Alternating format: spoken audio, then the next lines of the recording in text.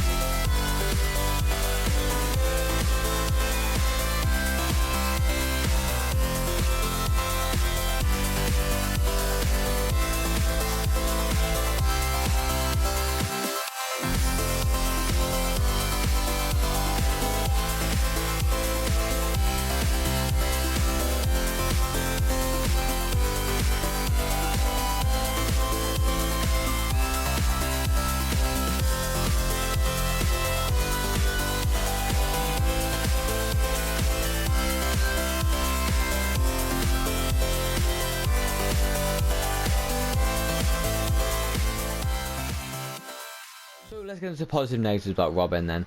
So, first of the positives, I'm going to kick it off with the 5-star skills. Now, this was really, really good with Robben. I really enjoy 5-star skills, as you all know by now. 5-star skills is what you want on an attacker, especially a striker, which is why I played him in the 4-4-2 mostly. He was very good at the bridge, the elastico. He was very smooth with it, which I really liked. 5'11" didn't really affect his skills, because sometimes the higher you go, like a Pogba, it's going to be more clunky. But the 5'11" was perfectly fine, so he was really good at skills. Next up, I'm going to say is the pace. Now, 94, 93 was actually really good for him. He didn't really need a pace game style, so I don't know why people are putting pace game styles on him. I think you should just boost the dribbling and the shooting to boost that agility. But we'll get into that in a minute. So the pace was good enough. He would outpace some people with his weird run. But yeah, he was fast enough, so you don't really need a pace game style. Next, I'm going to say is his finishing. Now, there's a reason why I didn't put a tactician, because I don't think it's really good enough, but we'll talk about that later. His finishing was really good enough. 87 plus the 12 with the finisher, which I recommend. It goes up to 99. What more can you want? It's a really good start to have. He would just smack it on his left foot, and sometimes even on his right, surprisingly. But so next up for the positives, we'll go into shot power. Now, normally I say 90 plus is a positive, but because of his plus 10 that he's got on him, it really didn't feel like 88. It really felt like obviously 98, like it says. But like, I would say it was around 90 if you would take the chem style off him. So I'm putting that as a positive because it was really good for him. Next up, I'm going to say is his balance of this card. Now, the balance of this card was actually really good. He would hold it around and then like not like be like Bambi on ice. He would hold his ground and he would stay up on his feet, which was really nice. But sometimes by, let's just say you're inside the box, so he didn't go down for a pen. But he was really good at standing his ground. Next up, I'm going to say is the curve with the finesse shot trait. These two combined were really, really good. I enjoyed the both of them combined. It was nice. Next up, I'm going to say is 92 composure. Now, it's not enough for ice, but it's good enough, so it's going down as a positive. I really did enjoy the composure on his card. On his left foot, it was really, really nice. I did enjoy it. And last for the positives, we're going to go with the stamina. Now, the 85 stamina was perfectly good for a striker. For cam, I wouldn't recommend you probably playing in cam because of passing, but I think 85 for striker is perfectly good enough, and for a wide player. I did say that was the last one, but I've got one more outside the foot shot trait. Now, for me, I really enjoy this trait. This is a really nice trait to have outside the foot shot. It's a perfectly good trait. Like, you can go on the inside, outside. It's really, really nice, and I do enjoy that a lot.